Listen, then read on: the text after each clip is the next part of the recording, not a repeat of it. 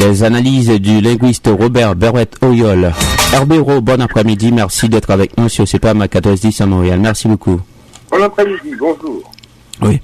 Alors, le dictionnaire du droit, le dictionnaire du droit du travail, faut-il dire, a été publié au mois de mai 2024. Notre linguiste, tu fais partie des spécialistes, je veux dire des spécialistes qui ont, on va dire, l'expérience des dictionnaires. J'ai besoin d'être éclairé après avoir lu ton article sur ce dictionnaire de Maître Philippe Junior Volmar. Ben moi, je me pose déjà une petite question. Est-ce que c'est une œuvre inachevée? En tout cas, je te poserai la question de cette interview cet après-midi. D'abord, dis-nous, notre linguiste, qu'est-ce qui différencie ce dictionnaire des dictionnaires de type traduction créole-français, français-créole, Robert, le petit Robert, Larousse ou même une encyclopédie? Bon, alors, la lexicographie créole haïtienne dont les débuts remontent à 1958 avec la parution du lexique français créole de Pradel Pompilus est un domaine de recherche passionnant. Je devrais dire extrêmement passionnant. Je tiens à rappeler sans aucune forme de vaine vanité qu'au cours des dernières années, j'ai publié une trentaine d'articles sur le sujet de la lexicographie créole. Ces articles paraîtront sous peu en Haïti aux éditions ZMS et aussi au Canada aux éditions du Syndicat sous le titre « Plaidoyer pour une lexicographie créole de haute qualité scientifique, citoyenne et rassembleuse ». Je suis également le seul linguiste haïtien à avoir élaboré un essai actualisé de taxonomie de la lexicographie créole de 1958 à 2024, ce qui m'a permis de répertorier 80 lexiques et dictionnaires. La taxonomie, je le rappelle pour les auditeurs qui l'auraient oublié, c'est la science du classement ordonné d'une matière ou d'un ensemble de savoirs, un ensemble de connaissances. Autrement dit, j'ai effectué un ample travail de recherche documentaire destiné à identifier et à classer tous les lexiques, tous les dictionnaires français-créole, anglais-créole ou unilingue créole, publiés en Haïti ou en Outre-mer de 1958 à 2024. Alors maintenant, pour répondre de manière plus précise à ta question, ce qui différencie le dictionnaire du droit du travail de Maître Philippe Volmar, publié en mai 2024, c'est qu'il est un dictionnaire spécialisé du domaine du droit haïtien. Ce n'est pas un dictionnaire généraliste de la langue tel que les dictionnaires le Robert, le Larousse, le Hachette ou le dictionnaire de l'Académie française. Il y a très peu d'ouvrages lexicographiques dans le domaine juridique en Haïti. Je signale au passage que le médiocre dictionnaire juridique haïtien de Maître Cyprien est une catastrophe lexicographique, alors même que celui de Maître Philippe Volmar atteste qu'il y a en Haïti de réelles compétences pour effectuer un travail rigoureux en terminologie juridique. Le dictionnaire de droit du travail de Maître Philippe Volmar a été élaboré, et je tiens à le souligner, en conformité avec la méthodologie de la lexicographie professionnelle. Notre linguiste, ce dictionnaire comprend 173 pages, 700 concepts clés. On trouve des mots, des noms et aussi des notions qui sont développées? Ah, certainement. La principale originalité de ce dictionnaire, qui est un travail de grande qualité au plan de la méthodologie de la lexicographie, c'est qu'il renferme des termes, des notions définies à partir du corpus des lois haïtiennes. C'est extrêmement important. Je le dis une fois de plus, il y a en Haïti de réelles compétences pour effectuer un travail rigoureux en terminologie juridique, et je ne perds pas de vue que malgré une situation socio-économique, politique et sécuritaire cauchemardesque, des professionnels haïtiens compétents continuent d'œuvrer en Haïti dans divers domaines. C'est extrêmement important et je tiens à le souligner. Ces professionnels ensemencent en terre arable les rêves et les projets dont le pays a besoin pour affronter l'avenir. Alors, si je prends par exemple le mot ouvrier, est-ce qu'on sait tout sur le mot ouvrier?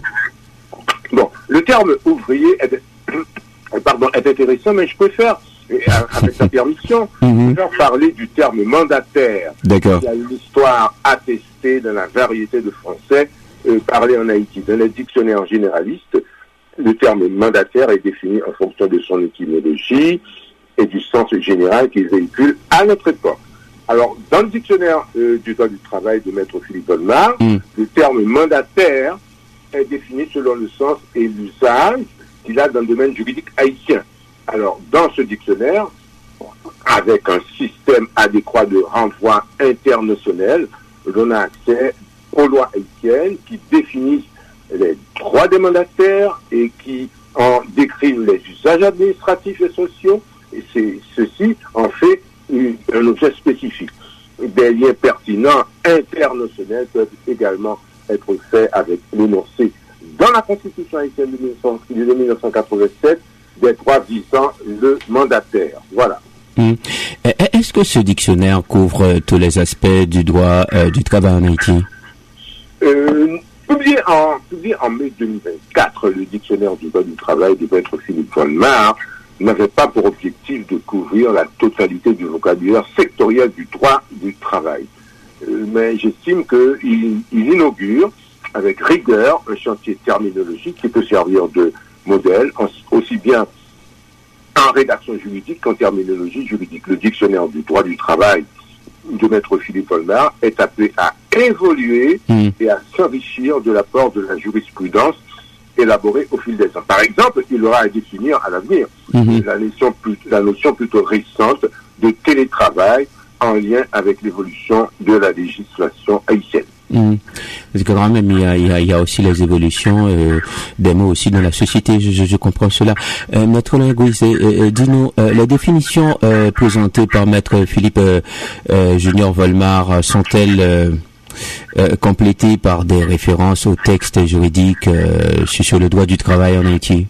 Ah ben voilà, c'est précisément l'une des grandes qualités lexicographiques du dictionnaire du droit du travail de Maître Philippe Olmar. Les définitions sont extraites du corpus des lois haïtiennes et comme tu l'évoques, elles sont complétées par des références aux textes juridiques sur le droit du travail haïtien. Sur ce registre, on peut dire que ce dictionnaire est un ouvrage de référence pour le vocabulaire sectoriel du droit du travail en Haïti. Alors, tu soulignes dans ton article que la bibliographie de ce dictionnaire comprend plusieurs références qui semblent appartenir à un code doctrinal du Québec et de la France. Est-ce que cela cadre avec le droit du travail haïtien? Ah ben, ce constat que tu fais, qui est exact, ce constat exemplifie une chose bien connue des milieux juridiques des pays francophones. La référence initiale de l'arsenal juridique de ces pays, c'est le Code Napoléon. Il est donc normal qu'il y ait un tronc commun, un ensemble de notions pareillement définies dans leur acception générique. Le Code civil des Français, appelé usuellement Code civil, Code Napoléon ou encore Code napoléonien, c'est un code juridique qui regroupe les lois relatives au droit civil français, c'est-à-dire l'ensemble des règles qui déterminent le statut des personnes, celui des biens et celui des relations entre les personnes privées. Il a été promulgué le 21 mars 1804 et il reprend une partie des articles de la coutume de Paris, je pense au droit coutumier haïtien, et du droit écrit du sud de la France. Il a été modifié à plusieurs reprises. Alors, il y a tout de même quelque chose à clarifier, parce que le dictionnaire ne comprend pas un système de non-renvoi internotionnel, le terme conciliateur. Alors, le droit est une science exacte, dit-on. La rigueur du droit repose sur le langage. Est-ce que ce dictionnaire permettra à ses utilisateurs de trouver le mot juste? Ah, certainement. Comme je l'ai mentionné auparavant, ce dictionnaire est appelé à évoluer. Je suis confiant que son auteur, lors d'une prochaine mise à jour, va installer un système de renvoi international permettant à l'usager de se familiariser avec des notions apparentées ou avec des notions qui éclairent tel tel aspect du terme de départ. Pardon. Par exemple, le terme contrat pourra renvoyer aux notions de bris de contrat, clause contractuelle, clause principale, clause dérogatoire, etc. Et malgré ces lacunes, en tout cas, tu as souligné quelques lacunes, en tout cas dans ce dictionnaire. Tu nous dis que c'est une ressource importante, une œuvre de grande qualité. Est-ce qu'il facilitera l'accès à la matière juridique dans le domaine du droit du travail en Haïti? Je n'en doute pas, je n'en doute pas. Les lacunes du dictionnaire du droit du travail de Maître Philippe Volmar sont des lacunes mineures. Ce sont vraiment des lacunes mineures. Et cet ouvrage, je répète, est un travail de grande qualité lexicographique. Alors, deux petites questions pour terminer.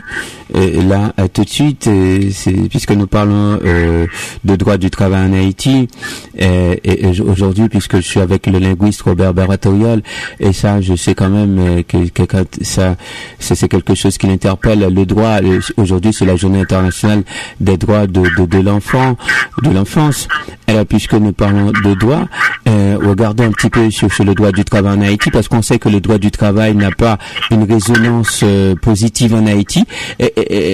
Comment est-il perçu aujourd'hui le droit du travail en Haïti?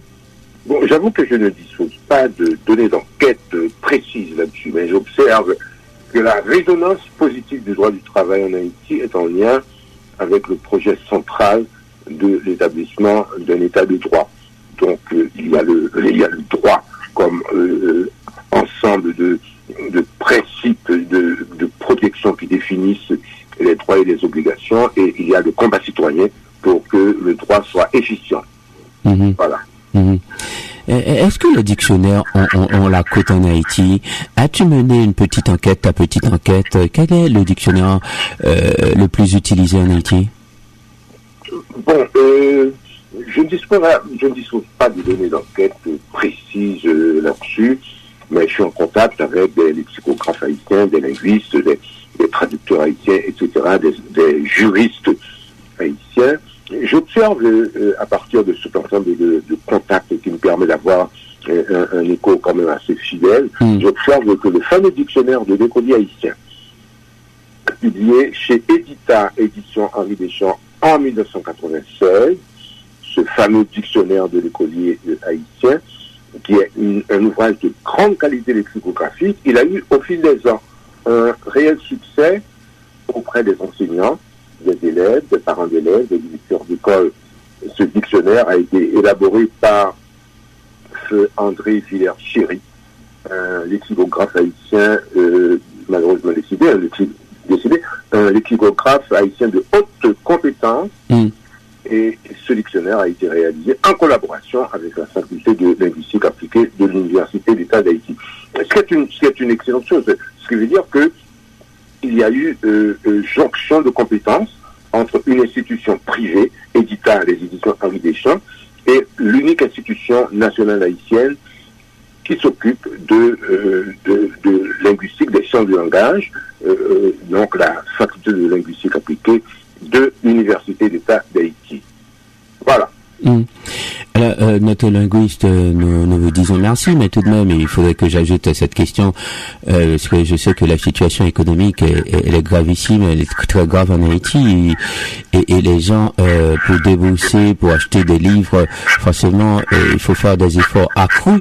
Alors, j'étais sur Amazon regarder, je sais pas ce que tu nous diras, mais tout de même, de toute façon, c'est Monsieur Volmar, il faudrait absolument poser cette question sans doute à Maître Volmar, mais je regarde sur Amazon, quand même, ça coûte $63. Je ne sais pas si c'est $63 US, et ça me semble un petit peu quand même exorbitant pour les petites bourses haïtiennes.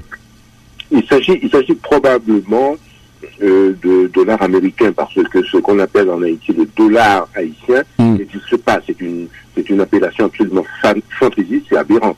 La monnaie officielle d'Haïti, c'est la gourde, le dollar américain et la monnaie officielle des États-Unis. Effectivement, $60 US pour un $63, je précise parce que les $3 sont importants. C'est extrêmement cher. On peut se consoler en se disant que c'est un ouvrage spécialisé réservé aux juristes, aux avocats, aux juges, aux écoles de droit.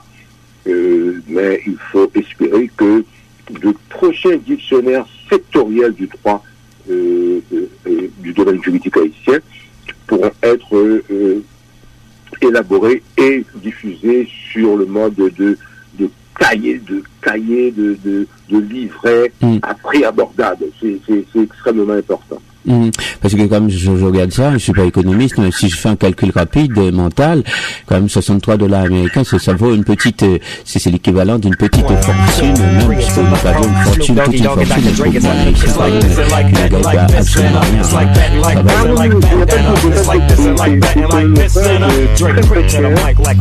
Mais comme je l'ai dit, c'est un ouvrage spécialisé qui est réservé aux spécialistes qui, en théorie, ont plus ou moins un certain pouvoir d'achat. Merci beaucoup, notre linguiste Robert Baratorial. Merci infiniment. À bientôt. Merci. Merci beaucoup.